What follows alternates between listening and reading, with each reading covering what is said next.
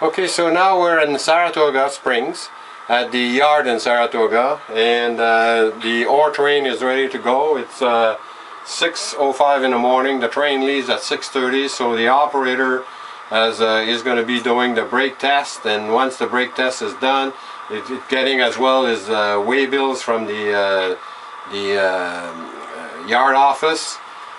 So there you can pick up your orders.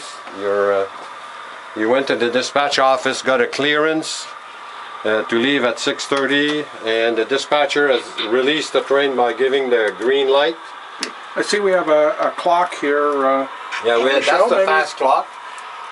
And the phone to contact the dispatcher, and the track diagram of the yard.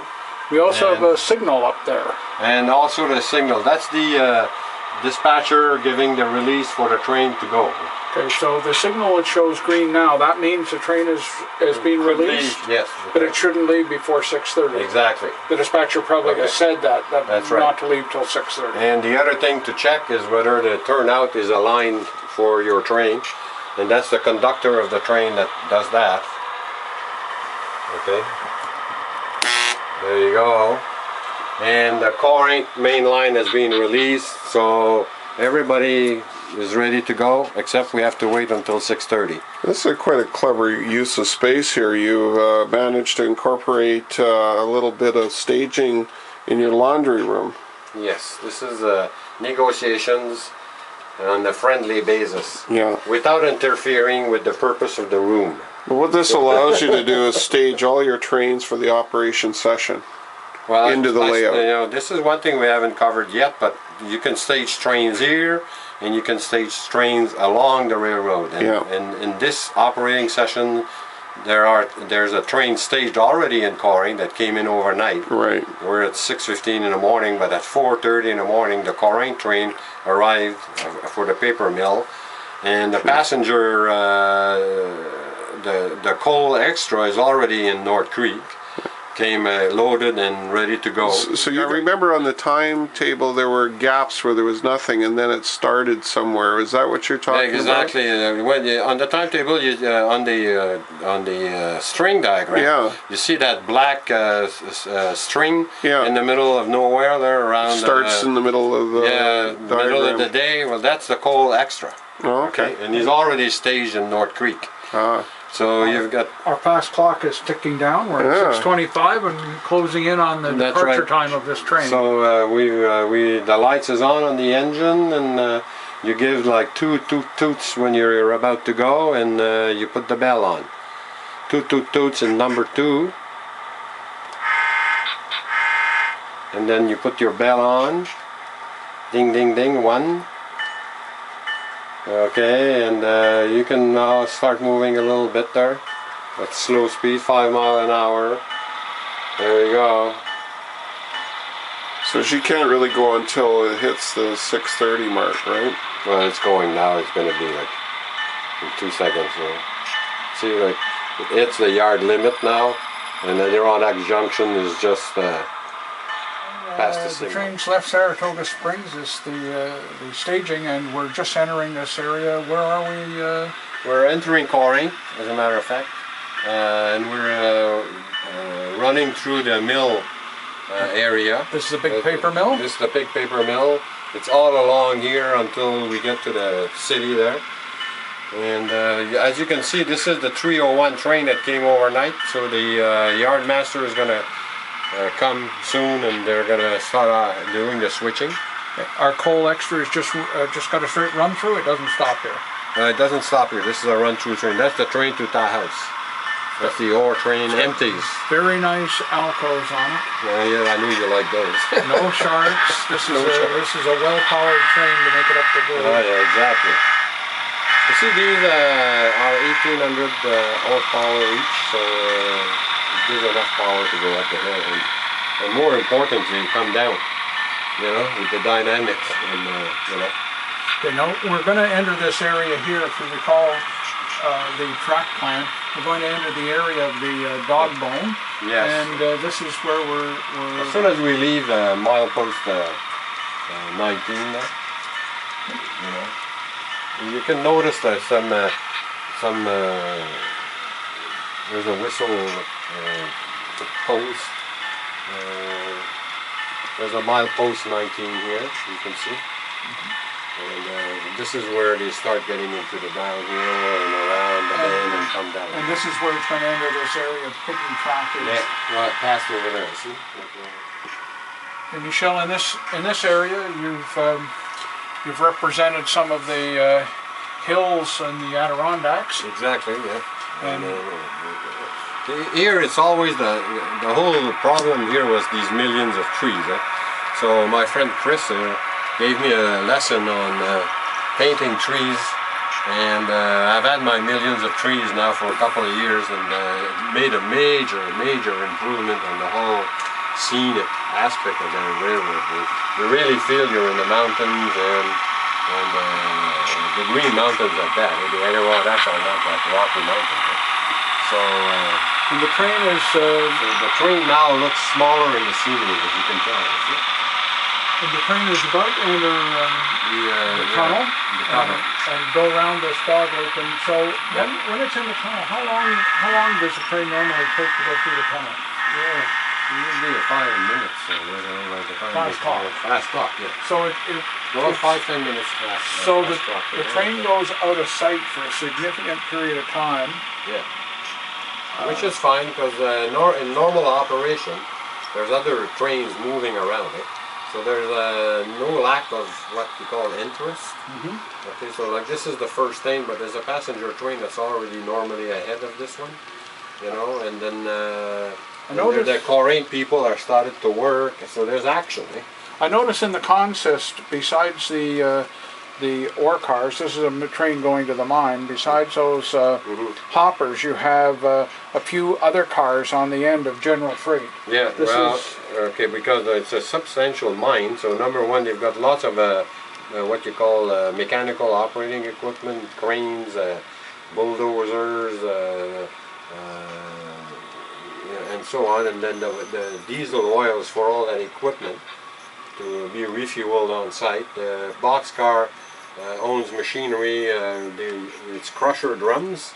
You have to replace the crusher drums, you know, regularly, because they crush the ore in the plant.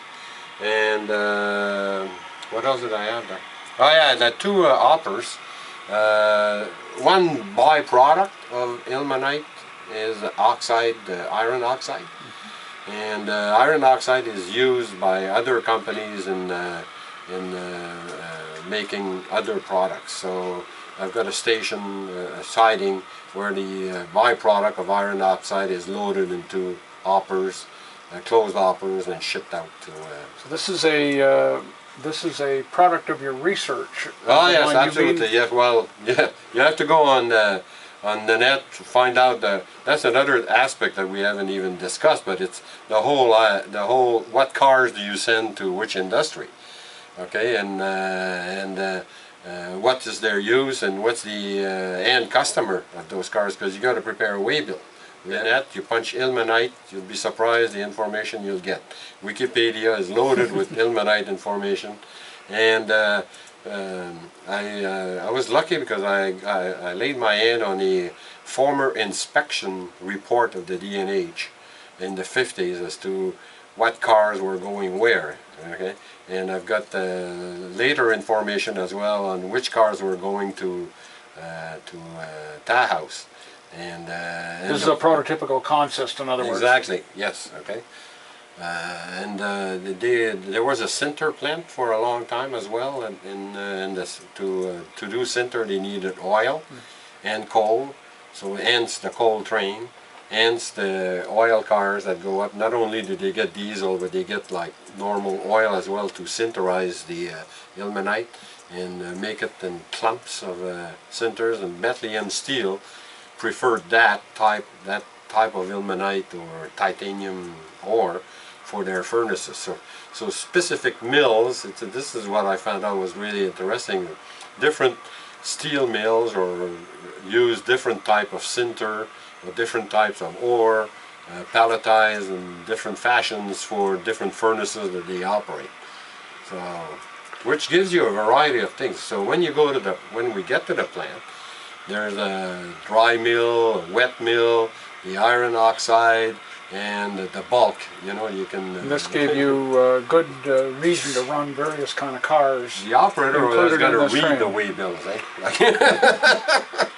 To know I think where it's we're kind going. of interesting, Michelle, all this discussion we've had here, and the train still hasn't come back, so how you created distance is quite This is it. amazing. That's the time distance. And now trick. here it is, so it went across 16 feet 3 times pretty much, eh? Yeah.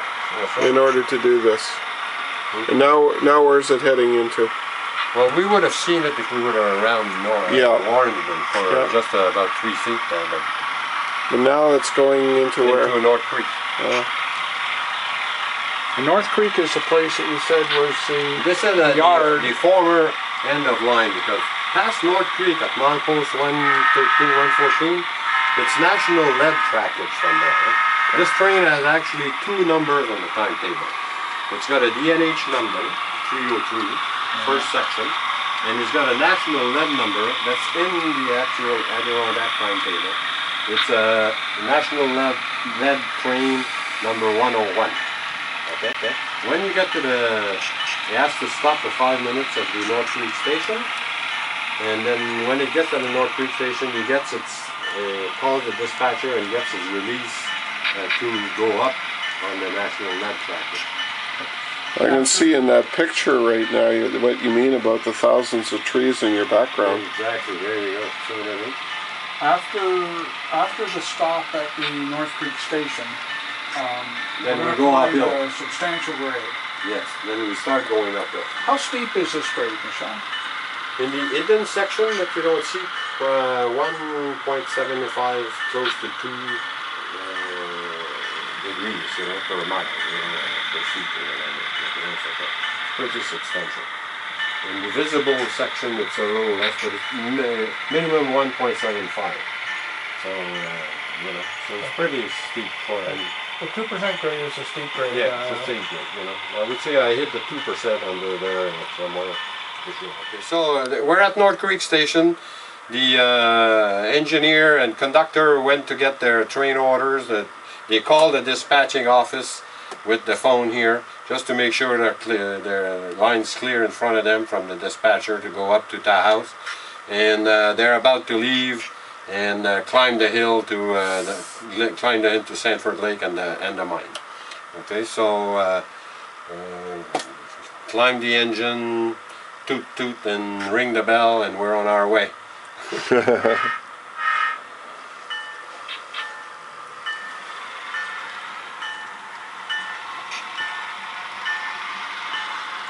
These 3 Alcos, are they all powered, Michel? Yes, yes, definitely. And They all have sound, they're all powered, they all have soundtracks units in them. And the first 5019 5007 were custom built by an American friend of mine that lives near Saratoga, called Jay an Moran. area where we're starting to climb the hill. Yes. And you've done some work in this area to extend the length of the run, partly to gain the elevation and partly to make the run feel a little longer. Maybe you could tell us a bit about this area. Again, it's the concept of time distance here that's in application. It's a figure 8 really to climb up the hill.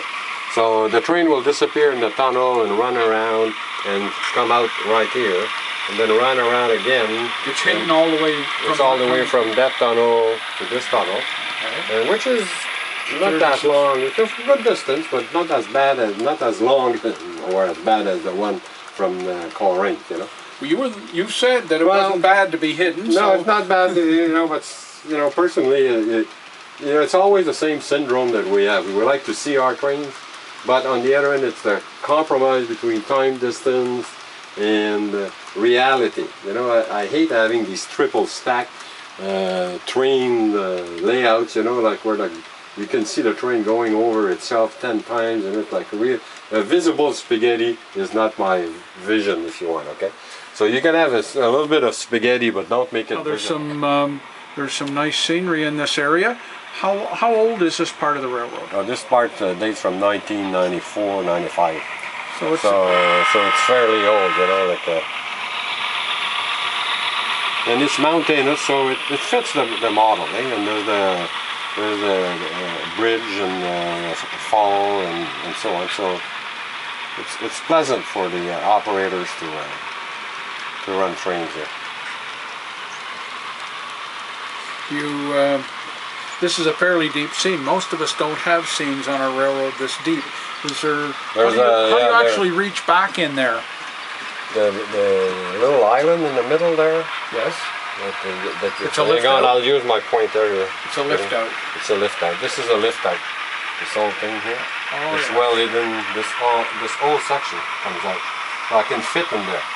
From there to here, there's a separation. I noticed that there's a sign on the fascia, and it's the sign for Sanford Lake. And Michel, I noticed also that you have the mileposts shown on your sign. Tell us about these signs and what they're used for. Well, the operator, there's a train that comes here, a separate train, or any train that comes here anyway. If he wants to stop here, has to call the dispatcher and tell the dispatcher first where he is, and get the dispatcher to give him a further clearance. So let's say he's approaching milepost 158. This is the switching area of Great Eastern, the lumber company. So any train would have had a clearance from the dispatcher to even get to here, all right? So if he gets here and has to report, then this is the indicator for the operator to know where the milepost is. As well, you'll note that on the layout, you know, you've got milepost numbers. 158 is here, okay? That's milepost 158, and then there is milepost 161 here on the other side. You know, so you see milepost 161 on the plan there, just before the switch. Milepost 161, one post 158. So these are reference points for the operators to contact the dispatcher. And the dispatcher gives a clearance to certain... Because the dispatcher's got this graph, this whole, the whole schematic that we've discussed way back early in this discussion, is on his screen. He's got the schematic on his screen, he's got all these milepost indications on the screen, so he knows exactly what the guy's talking about, what the operator's talking about. And he gives that operator a clearance to a certain milepost. To a certain milepost. So he says, okay, the operator can say, usually what happens is that it gets a clearance to milepost 174. Okay, which is on the other side of, just on the other side of the corner here, because he can fit his train into a siding here. Okay, and then you would call from there, and there's a position. You can see phones as well. There's phone booths in places there. There's a phone booth at milepost 74. And is that where he's supposed to stop to call the dispatcher? Exactly.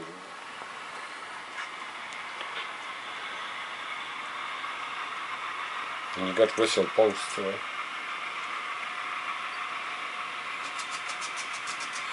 You said that there's a separate train that comes up to the lumber company at Sanford Lake? That's the number 303, the third section.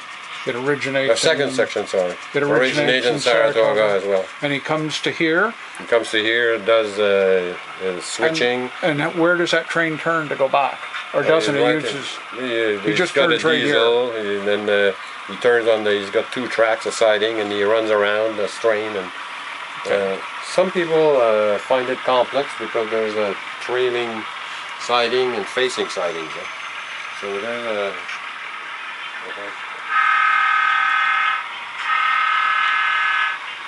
And we're just going to come up to the phone booth that you mentioned a moment ago. Yep.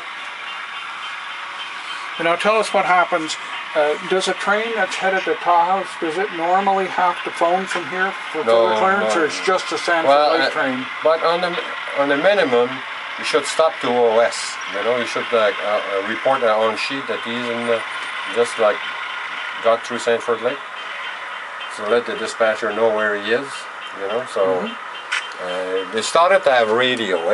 Okay, so you can see on the side of the engine that says radio.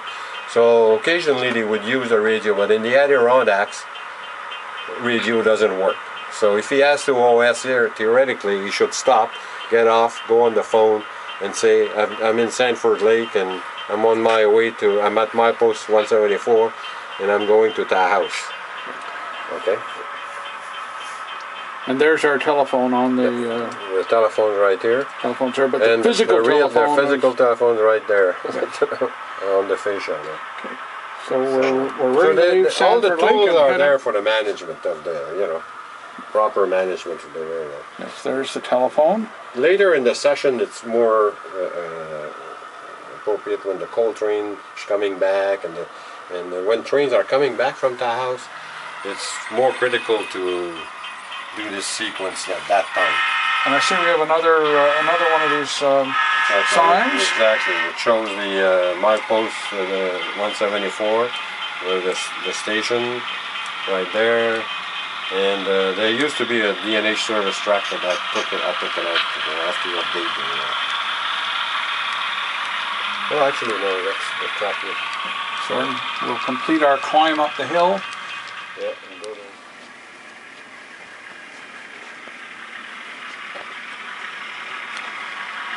Now this area, Michel, you said was the national park. Yeah. Oh yes, I don't know where exactly the boundary is for the national park, but it's in the Adirondack Park. Okay, I'm sure it's in the Adirondack Park because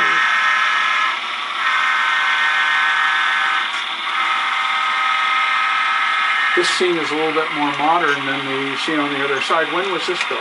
this was built in 2004. So I have to wait for the release to get the property here. It's not easy to get the National Forest Department to give you open the line in the middle of the national park. Now we're coming up to the mine. Does the operator of this train normally have to stop anywhere out here? Does he carry on to the yard office? Well, right now this is the first train of the day. So he knows he's got a clearance. The switchman is there to put his switch in, and he's got a clearance right to the yard office. So he's the first train of the day. So this train is going to go over to the office where we measure exactly. before. We're into our 11 feet. and it's going to stop there. And then when he stops there, then he figures out his plan for the day. His switch plan for the day. His operations plan for the day. He looks at his waybills and looks at the track plan of the plant layout, and usually it's not a junior operator that comes over here. It's like a seasoned guy that has been doing this 2-3 times, and because it can be complex.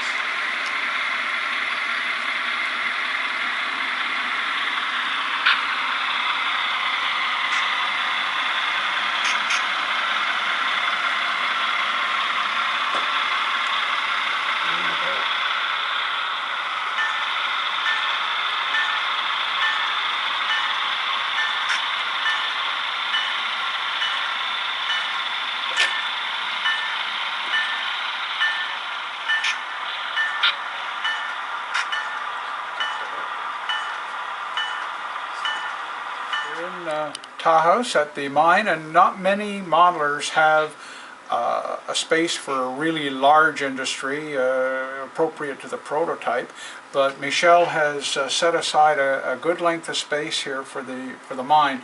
Now this is national lead. That's and national lead, Michel, yeah. maybe you could tell us about this mine. I see a picture of the prototype. That's right, right here right on the there, fascia, yeah. and you've built a very nice model to correspond. Tell us about this mine a little bit. Okay, this mine was built during the war to compensate for the lack of titanium in the U.S.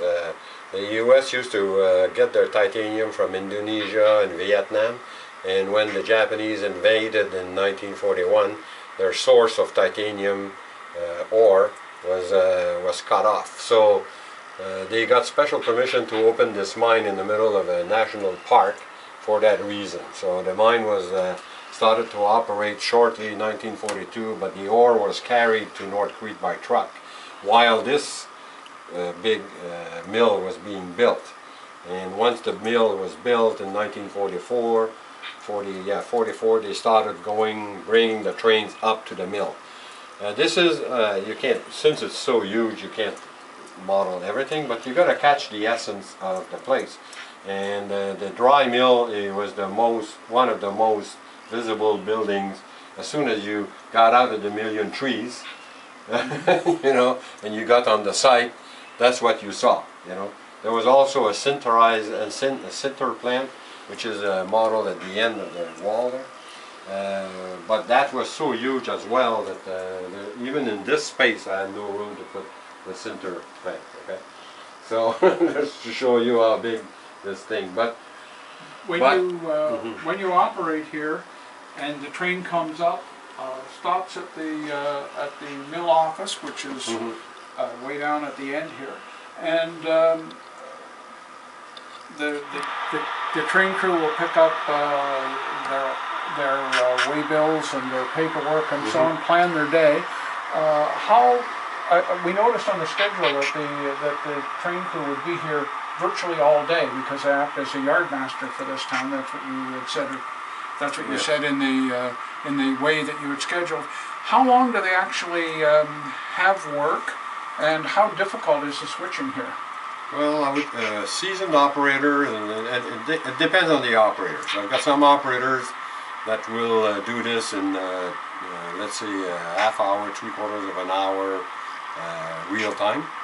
And there's other operators that will take the full, almost day. You know, that they come here, they'll be here by a half hour after we started the operation, and they'll by 4 o'clock on the fast clock, it's like 10 o'clock almost, and they're still here. And they're still here. So it's very dependent on your knowledge of the yard, your skills as a switch yard operator, and also dependent on the interference that you get, you know, because if I send a maintenance away train with the spreader and has to go do some track work along the track at my post 182, then the train has got to run around here and it interferes with the switching moves.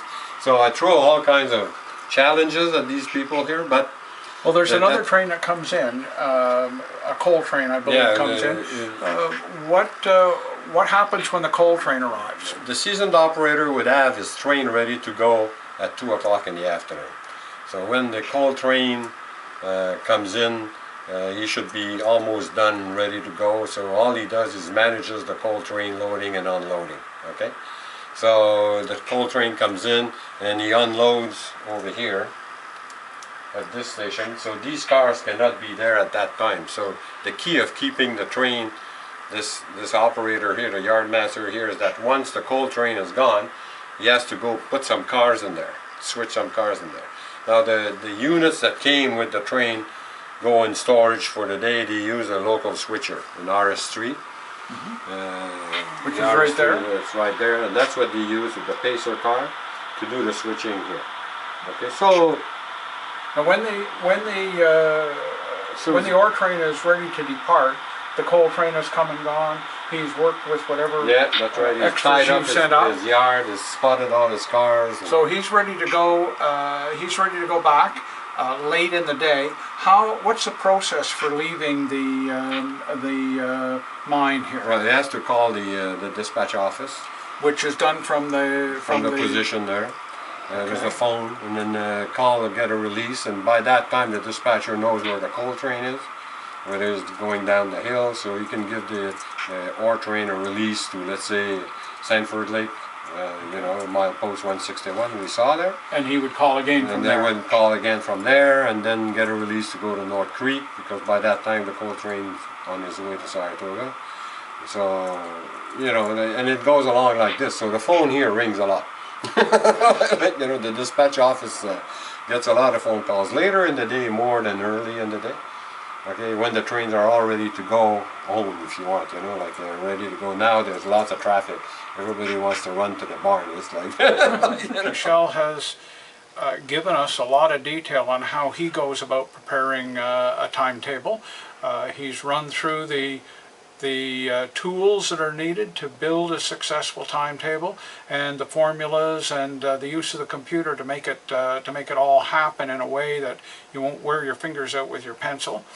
I want to thank Michel for for the time that he spent putting this together for us, and also for the walkthrough of his very nice railroad here that we've seen today. And so thank you, Michel. You're welcome. It was great. We had a great time again.